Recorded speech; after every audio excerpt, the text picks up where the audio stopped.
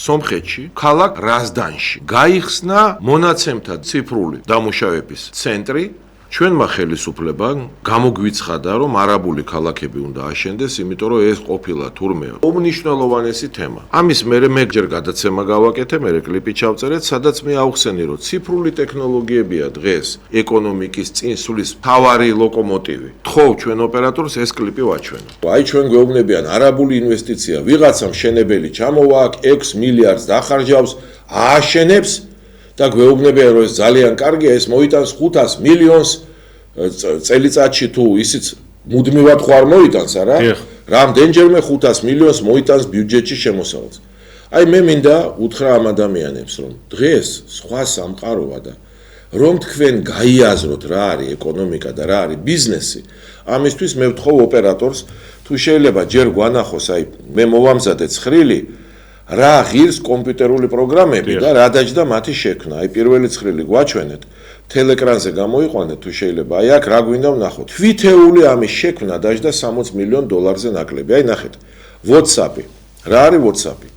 ეს არის სატელეფონო სისტემა, რომლითაც ჩვენ ვრეკავთ, რომლითაც ერთმანეთს შეტყობინებებს უგზავნით. შეიძლება ვიდეო ჩავწეროთ, ვიდეო საუბარი იყოს. WhatsApp-ის შექმნა დაჯდა დაახლოებით 58 მილიონი დოლარი.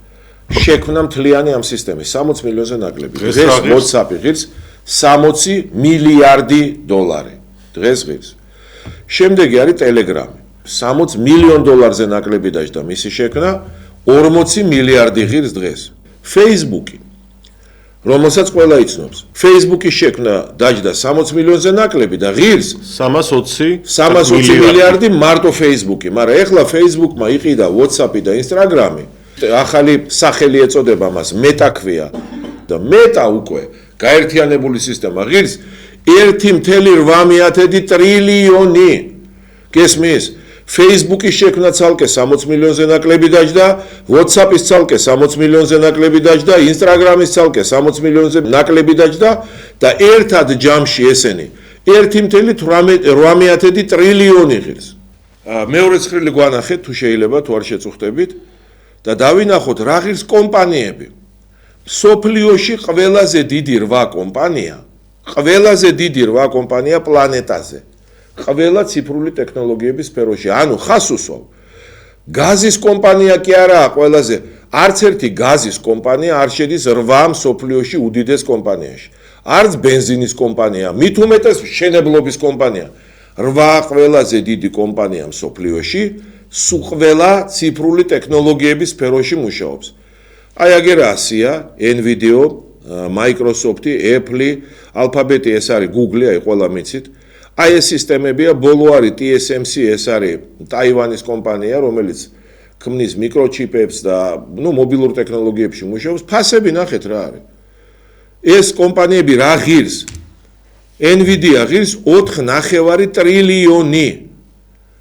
ყველა ეს კომპანია ღირს ტრილიონები. თქვენ გესმით რა ფულზეა ლაპარაკი? საქართველოს ბიუჯეტი არის რამდენიმე ათეული მილიარდი და აქ არის ტრილიონებზე ლაპარაკი, ტრილიონებზე. ეს არის ყველაზე დიდი რატომ არ ქმნის ჩვენი ხელისუფლება ამ მიმართულებით არაფერს? არც ესმით ეს აზროვნება არა აქვს, რომ ფული ამაში ჩადე 60 მილიონს დადებ 20 მილიარდი მინიმუმ ღირს ის სისტემა. ეს ჩვენ ვილაპარაკეთ თითქმის 1 წელი გავიდა, შეიძლება ცოტა ნაკლები. და მე უნდა მიულოცო სომხებს და ჩვენ გული გვტკივა რაზე. ფაშინიანმა გაიაზრა ეს ყველაფერი, განსხვავებით ბატონი კობახიძისგან და განსხვავებით ქართული ოცნებისგან. აი ნახეთ, ქალაქ რაზდანში გაიხსნა მონაცემთა ციფრული დამუშავების ცენტრი. ეს მოხდა თუ არ ვცდები გუშინ წინ, 2 თუ 3 დღის წინ. ეს ცენტრი გაიხსნა ვისთან ერთად? ესე იგი არის კომპანია Firebird. ესეთი კომპანია და რაც თავარია მეორე პარტნიორი კომპანია არის NVIDIA. ანუ ის ყველაზე დიდი პლანეტაზე ციფრული ტექნოლოგიების კომპანია, რომელიც 1 წლის წინ ღირდა 4.9 ტრილიონი დოლარი და ეხლა ალბათ 5 ტრილიონს გადააჭარბა მისმა ღირებულებამ. აი ამ ორმა კომპანიამ Firebird და NVIDIA-მ სომხეთში გახსნეს, აი მეორე ფოტოზე ხედავთ პაშინიანს, მათთან ერთად აქვე ჩამოვიდა ყაზახეთის პრემიერ-მინისტრი და ისიც ხელს აწერს, იქაც ყაზახეთშიც გაკეთდება და სომხეთში გაიხსნა ყველაზე მსხვილი ევროპაში მონაცემთა დამუშავებისა და ხელოვნური ინტელექტის განვითარების ცენტრი. ეს გაიაზრა ფაშინიანმა და ინვესტიცია იქნება 5 მილიარდი დოლარი. დააკვირდით, 5 მილიარდი დოლარის ინვესტიცია მოხდება ქალაქ რაზდანში. ჩვენთან კიდე უნდა მოვიდეს როდესღაც რაღაცა 6 მილიარდი, რომ რაღაცა ქალაქი აშენდეს, რომელიც არავის არ ჭირდება და ცუდის მეც არაფერს არ მოიტანს და არაბების დასახლების მეც. სომხებს არ შემოყავთ არაბები.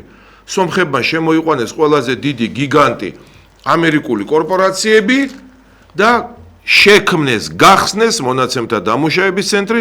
ეხლა 5 მილიარდამდე ინვესტიცია შემოვა, განვითარებას დაიწყებს ხელოვნური ინტელექტის ცენტრი და ჩვენ აფსაიდში ვართ კავკასიაში და ეს ევროპაში ყველაზე დიდი ცენტრი იქნება. აქ საინტერესო ის არის, რომ თქვენ ახსენეთ 5 მილიარდი, რაც ჩაიდება ამ საქმეში, უკვე პირველი ეტაპის კაპიტალი ჩაიდო კიდევაც. ჩაიდო, გაიხსნა და პერსპექტივაში უნდა შევხედოთ, იცით, ეს პერსპექტივაში უახლოესი 30 წელი მინიმუმ ეს მილიარდი რას მოიტანს? მინიმუმ უახლოესი 30 წლის განმავლობაში აქ მილიარდიანი შემოსავლები იქნება ყოველ წელს. მილიარდიანი შემოსავლები. და არაბული ქალაქებიდან იქნება გაყიდული ბინები. აი ეს არის განსხვავება.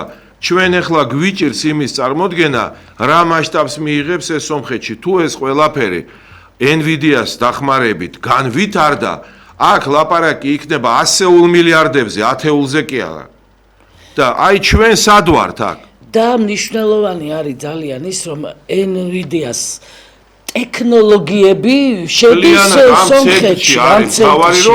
NVIDIA-ს ტექნოლოგია სრულად შედის აი ამ ცენტრში. და პლუს კიდევ რამდენადაც ჩემთვის ცნობილია, აპირებენ თვითონ სომხეთმა რომ განავითაროს თავისი ხელოვნური ინტელექტის მიმართულება. ინტელექტის სისტემაც უნდა შექმნან, ეს კიდე ცალკე მიმართულებაა.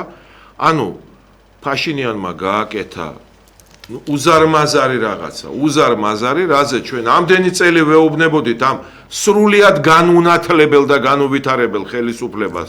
ჯერ კიდე პარლამენტში რო ვიყავით, რომ ეს გავაკეთოთ და მაშინაც ამათ გონებაში ეს ვერ შევიდა.